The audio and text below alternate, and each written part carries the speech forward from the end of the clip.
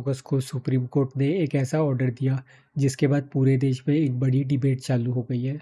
Court ने सीधे कह दिया, दिल्ली और एनसीआर की सड़कों से सभी स्ट्रे डॉग्स को हटाओ, चाहे वो स्टेरलाइज हो या नहीं, और उन्हें शेल्टर में बंद करो।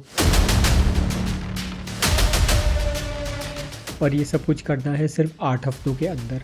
मतलब कि सुप्रीम कोर्ट का आदेश एक तरीके का इमरजेंसी ऑर्डर है जिसमें पब्लिक सेफ्टी को सबसे ऊपर रखा गया है। सुप्रीम कोर्ट की बेंच ने कहा कि हर साल लगभग 20,000 लोग रेबीज से मर जाते हैं और 10,000 से ज़्यादा डॉग बाइट्स रोज़ाना होते हैं। इनमें से बहुत से विक्टिम्स बच्चे और बुज़ुर्ग होते हैं, जो सबसे वनरेबल ग्रुप्स हैं। कोर्ट ने का कहना है कि जब एक तरफ इंसानों की जान खतरे में है तो फिर इमोशंस और सेंटिमेंटल आर्ग्यूमेंट्स की कोई जगह नहीं बनती।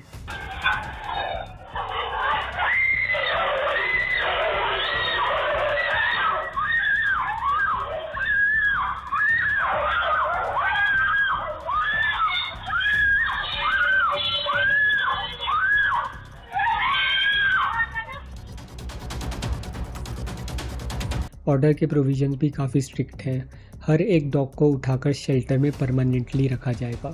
अगर कोई एक्टिविस्ट या लोकल सिटीज़न इस प्रोसेस में रोक टोक करेगा तो उसके खिलाफ कंटेम्प्ट ऑफ कोर्ट के तहत एफआईआर भी हो सकती है। म्युनिसिपल अथॉरिटीज़ को शेल्टर बनाने, उनमें सीसीटीवी कैमरा लगाने, वेटनरी डॉक्टर और स्टाफ अपॉइंट करने का ऑर्डर दिया गया है। साथ ही हर एक डॉग का स्टेरिलाइजेशन और वैक्सीनेशन करना कंपलसरी है। कोर्ट के इस ऑर्डर के पीछे एक जस्टिफिकेशन था, पब्लिक सेफ्टी फर्स्ट। अगर एक तरफ हज़ारों लोग रेबीज़ और डॉग बाइट्स की वजह से मर रहे हैं तो फिर स्टेट को तुरंत एक्शन लेना होगा। लेकिन सवाल ये उठता है कि क्या सच में दिल्ली के अंदर ये प्रॉब्लम उतनी सीवियर है जितना सुप्रीम कोर्ट दिखाने की कोशिश कर रही है। सरकारी डेटा ये भी बताता है कि 2022 से 2025 के बीच में दिल्ली में रेबीज़ की वजह से एक भी मौत नहीं हुई। फिर क्यों दिल्ली को टारगेट करके ये इमरजेंसी ऑर्डर पास किया गया? ये सवाल अपने आप में बहुत बड़ा है और इसी वजह से लोग कन्फ्यूजन में भी हैं।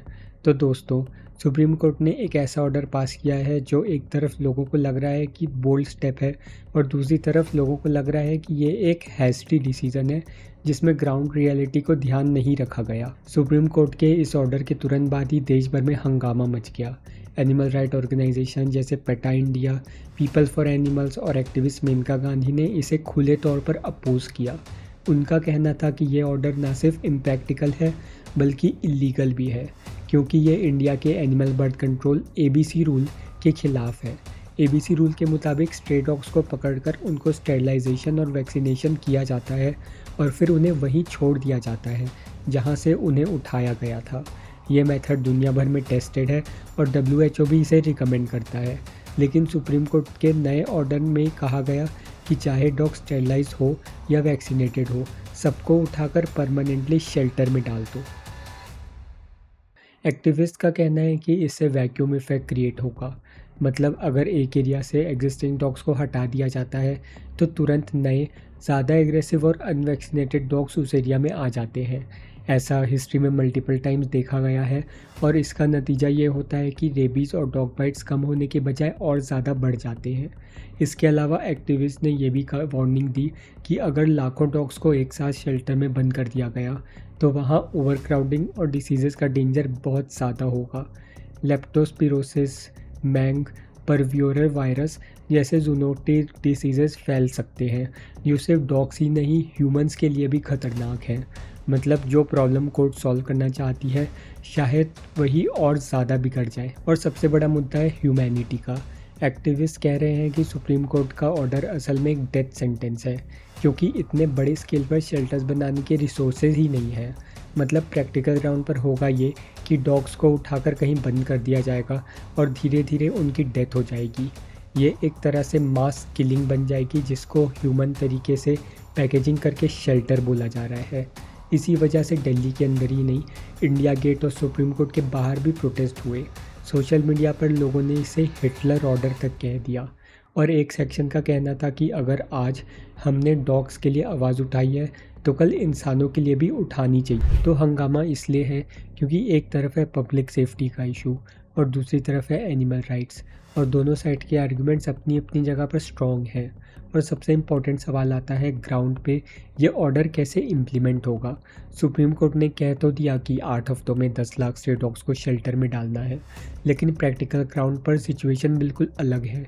दिल्ली में अभी सिर्फ 20 डॉग शेल्टर्स हैं, जिनकी टोटल कैपेसिटी सिर्फ 5,000 डॉग्स की है।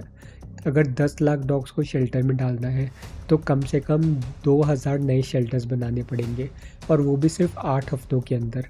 मतलब प्रैक्टिकली इम्पॉसिबल है। कॉस्ट की बात करें तो एक्सपर्ट्स का कहना है कि इतने शेल्टर्स बनाने में लगभग 15,000 करोड़ लगेंगे, और अगर उन लाखों डॉग्स को खिलाना है, उनकी दवाइयाँ, डॉक्टर, स्टाफ और मेंटेनेंस करना है, तो हर हफ्ते कम से कम 5 करोड़ का खर्चा आएगा।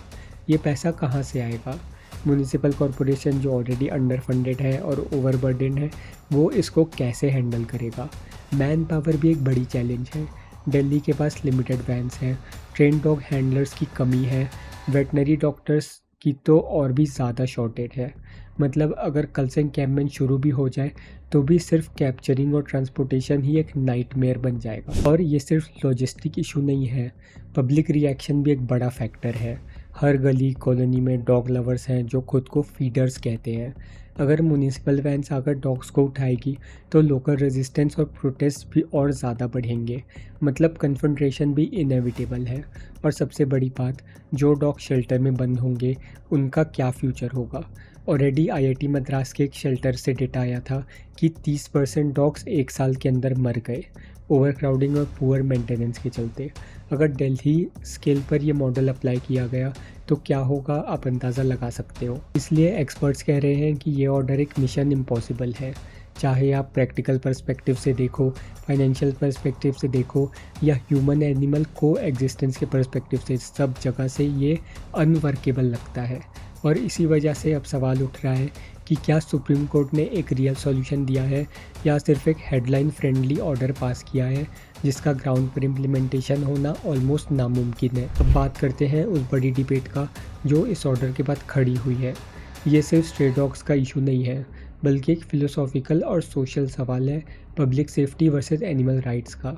एक तरफ उन लोगों का कहना है कि डॉग बाइट्स और रेबीज़ का रियल खतरा है। स्टैटिस्टिक्स के मुताबिक हर साल लाखों डॉग बाइट्स के केसेस रिपोर्ट होते हैं और देश भर में 20,000 तक रेबीज़ डेथ होती हैं। दिल्ली में ही 25,000 से ज़्यादा बाइट केसेस हर साल होते हैं। बच्चे, बुजुर्ग सबसे वनरेबल टारगेट बनते हैं। जब इनोसेंट लाइफ्स खतरे में है तो एक्शन लेना ही होगा। उनके हिसाब से सुप्रीम कोर्ट ने एक बोल्ड और ज़रूरी कदम उठाया है। दूसरी तरफ एनिमल राइट एक्टिविस्ट हैं जो कह रहे हैं कि डॉग्स को उठाकर परमानेंटली शेल्टर्स में डालना एक बारबेरिक सॉल्यूशन है। ये ना सिर्फ एनिमल बर्ड कंट्रोल रूल्स के अगेंस्ट है, बल्कि साइंटिफिक लॉजिक के भी अगेंस्ट है।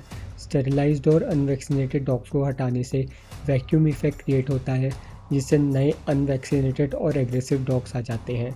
मतलब रेबीज और बाइट्स कम होने के बजाय और ज़्यादा बढ़ जाएंगे। फिर एक डायमेंशन है इमोशनल और कल्चरल। भारत में स्ट्रे डॉग्स को लोग फैमिली का हिस्सा मानते हैं। कॉलोनी के कुत्ते को लोग खाना खिलाते हैं, उन्हें गार्ड डॉग समझते हैं और उन्हें अपना प्रोटेक्टर भी मानते हैं। सडनली उन्हें उठा लेना एक कम्युनिटी के इमोशनल फैब्रिक को तोड़ने जैसा है। और फिर एक छुपा हुआ एंगल भी है, गवर्नेंस और अकाउंटेबिलिटी। ये स्ट्रे डॉग्स क्राइसिस आया क्यों? क्योंकि म्युनिसिपल कॉरपोरेशन ने एबीसी प्रोग्राम को प्रॉपर्ली इम्प्लीमेंट नहीं किया, स्टेरिलाइजेशन और वैक्सीनेशन में फेल रहे। तो असली जिम्मेदारी किसकी है, अथॉरिटीज़ की या डॉग्स की? सुप्रीम कोर्ट का ऑर्डर एक तरह से असली प्रॉब्लम को साइड में रखकर सिर्फ एक हेडलाइन क्रिएट करने जैसा लगता है। तो ये डिबेट सिर्फ डॉग्स की नहीं है, ये डिबेट है कि हम एक सोसाइटी के तौर पर किस तरह का डिसीज़न एक्सेप्ट करते हैं, जल्दी जल्दी वाला ऑर्डर या फिर scientifically plan long term human solution. अब सवाल ये उठता है, सॉल्यूशन क्या है? क्या हम स्ट्रे डॉग्स को एक ही रात में हटा सकते हैं? नहीं। क्या उन्हें शेल्टर में डालकर उनकी प्रॉब्लम ख़त्म हो जाएगी? बिल्कुल नहीं। तो फिर सॉल्यूशन क्या है? एक्सपर्ट्स और एनिमल वेलफेयर ग्रुप्स का कहना है कि एक ही टेस्टेड और प्रूवन सॉल्यूशन है, कैच, न्यूटर, वैक्सीनेट, रिटर्न। मतलब डॉग्स को पकड़ो, उन्हें स्टेरिलाइज और वैक्सीनेट करो और उन्हें उनकी टेरिटरी में वापस छोड़ दो। ऐसे डॉग्स एग्रेसिव नहीं होते और उनके होने से नए अनवैक्सीनेटेड डॉग्स एरिया में नहीं आते। ये WHO बैक सॉल्यूशन है जो थाईलैंड, नेदरलैंड, भूटान जैसी कंट्रीज़ में सक्सेसफुल रहा है। दूसरा पॉइंट है रिस्पॉन्सिबल पेट ओनरशिप। बहुत से stray dogs actually abandoned pets होते हैं। लोग फैंसी ब्रीड्स खरीद लेते हैं और जब मेंटेनेंस मुश्किल लगता है तो उन्हें रोड पर छोड़ देते हैं। अगर अबैंडनमेंट इलीगल बना दिया जाए, माइक्रोचिपिंग मैंडेटरी हो और ब्रीडिंग रूल्स स्ट्रिक्ट हो तो stray dogs population automatically control हो जाएगी। तीसरा, community education. Feeding designated spots पर होनी चाहिए, कॉलोनी के गेट या रास्ते पर नहीं। जब डॉग्स को रैंडम जगह फीड किया जाता है तो वो टेरिटोरियल और एग्रेसिव हो जाते हैं। डेजिग्नेटेड फीडिंग और अडॉप्शन ड्राइव दोनों पैरेलली चलने चाहिए। चौथा, government funding and NGO partnership. Mass sterilisation और वैक्सीनेशन के लिए लार्ज स्केल वेटनरी कैंप्स लगाने पड़ेंगे। ये एक लॉन्ग टर्म 5-10 साल का प्लान होना चाहिए, ना कि 8 हफ्तों की डेडलाइन। और सबसे बड़ी बात, ह्यूमन अप्रोच। शेल्टर्स को डेथ कैंप नहीं बनने देना है। एडॉप्शन ड्राइव्स को प्रमोट करना है जिससे ज़्यादा से ज़्यादा स्ट्रे डॉग्स को फैमिली मिल सके। आखिर में सॉल्यूशन सिर्फ साइंस और कंपैशन का बैलेंस है। ना तो हम पब्लिक सेफ्टी इग्नोर कर सकते हैं, ना ही एनिमल राइट्स, लेकिन एक सस्टेनेबल, ह्यूमन और प्रैक्टिकल प्लान से ही इंडिया स्ट्रे डॉग फ्री और रेबीज़ फ्री बन सकता है। शॉर्टकट और फास्ट ऑर्डर से प्रॉब्लम को और कॉम्प्लेक्स बनाएंगे। आपको क्या लगता है? कमेंट्स में ज़रूर बताएं। और वीडियो पसंद आई हो तो वीडियो को लाइक करना, नए हो तो चैनल को सब्सक्राइब कर लेना। अगले वीडियो में मिलते हैं। बाय।